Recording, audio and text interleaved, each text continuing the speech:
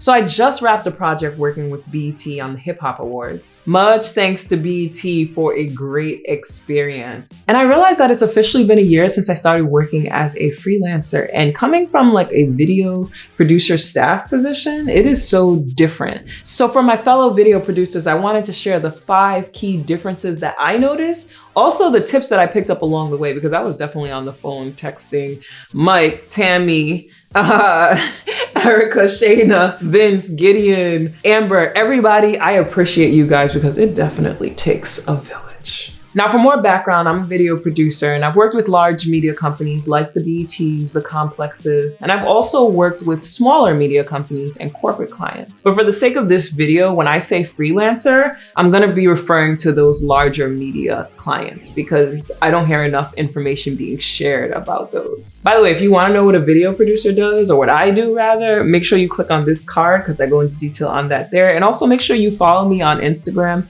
and my stories because I'm always sharing some BTS stuff whenever I'm on set. Now, before I jump into number 1, remember that it varies from company to company. I'm just sharing my experience. So number 1, nobody's clocking you.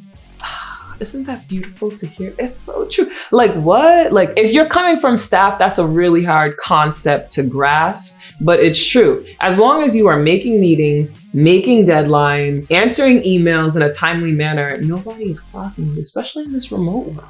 And it's beautiful. And to elaborate further, that means you're creating your own schedule. So if you work better in the mornings, then you can do that. If you work better in the evenings, you can do that as well. You can create your own schedule. If you need to take a long break for an appointment, a call, to handle some errands, you can absolutely do that. Personally, for me, I'm still in staff mindset. So I like to work in the mornings and actually like to get started a little bit before everybody else because sometimes things just come at you crazy. Pretty much along the lines of like a 10 to 6 time frame, 10 to 7. Now, disclaimer, the only time that changes is when we have like tight turnarounds or like a delivery is approaching, because in those moments, every minute literally counts. Like if my editors are waiting for me to get information back, or a graphic designer is waiting to get information back from me, that is delaying everyone's process because I am literally the common denominator that manages all aspects of this project and getting it to delivery. Number 2, you definitely make more money. So let me put it this way, based on Glassdoor, the average video producer for short form content that's unscripted is probably making around $3K to maybe $5.6K a month, right? This is after taxes. But as a freelancer, after taxes, you're making around $5.6K to like $8.4K.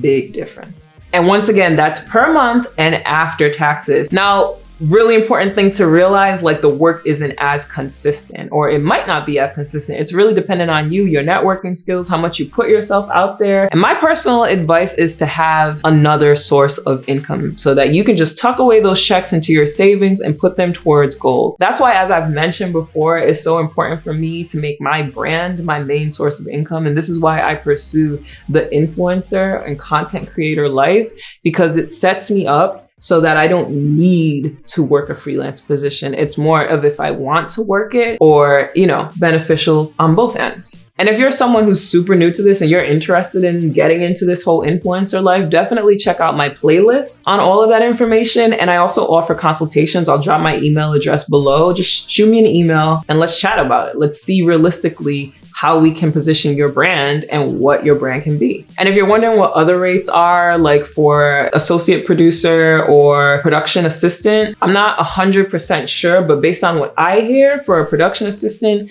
around $250 a day, and for an associate producer, around $400 a day. And it seems like the producer role can be anywhere from $400, depending on the company, to $600 on average, and it's usually about $500 a day. And then I've heard that some people even get $700, $800 a day, depending on the company once again. And if you're directing on set, $1,200 a day. Number 3, when people hire you, they don't always provide a lot of detail, which is something I actually wish that they did. I thought it was the weirdest thing initially. People will be like, there's a gig, it's this date, it's for this company, are you interested? And I'm like, but what is the show? What is it? What's the concept? And like, that's not a thing that people are always willing to share. There's different reasons as to why, but I'm just forewarning you that that's a thing. But what I would say is to ask if they can share the details that they're comfortable sharing, and especially to ask what your role entails, what the expectation expectation is for your role or objective. The reason why I say that is because, as I've mentioned before, the producer role varies from company to company, from sub-industry to sub-industry, and you don't want to end up in a role, for example, realizing later that they expect you to edit. That's something that I don't want to do.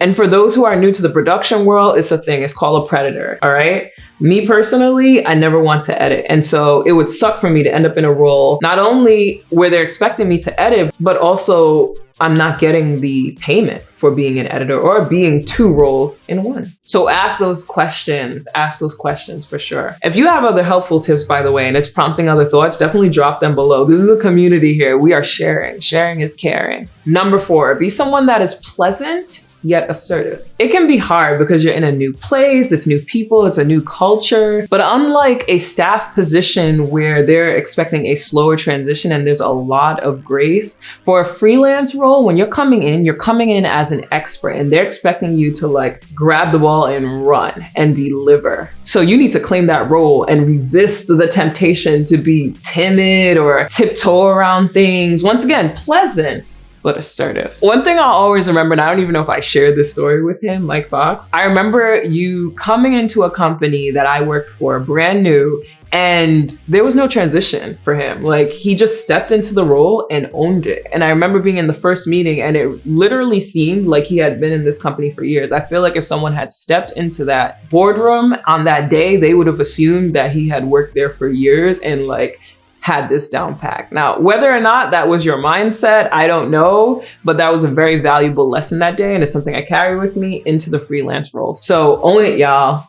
Own it. You're brought in as an expert. Remember that. Number 5, have somebody that you can go to ask questions as you're starting this position, especially if you're new to being a freelancer. Shout outs to another Mike Berlin. I appreciate you, sir. He was like on call, for lack of better words, for me for any basic questions that I had to do with production. Obviously, you don't want to share things that are confidential with that media company. And he actually told me I could do this and I should do this and that he was down to be my person. But you want to touch base with this person before you start the role so that there's an understanding that you're going to be shooting them questions and you need a quick response. This cannot be someone who takes days to answer. You need a quick response so that you can be on point for this position. Now, for things that are specific to their culture and things that you can't ask your friend or mentor, it's okay to ask the job. As a freelancer, they understand that you're new and there's just certain things you're not gonna know. So if you need to know, for example, who to contact, which department for this and that, etc., or things pertaining once again to the culture, like ask those questions. Expectations,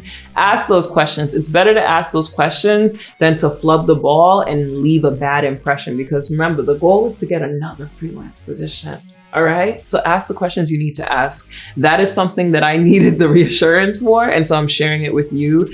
It's expected. You haven't been working there for years and they know that. So I hope that was helpful. If it was helpful, share the wealth. You already know the deal. Pass this video along to those people who need this information. And once again, if you're interested in like being an influencer, you want to chat with me about consultations, that information is below as well. Click the like button if this was helpful so I know to do more production videos. And of course, there's another video here. Click it. More life hacks.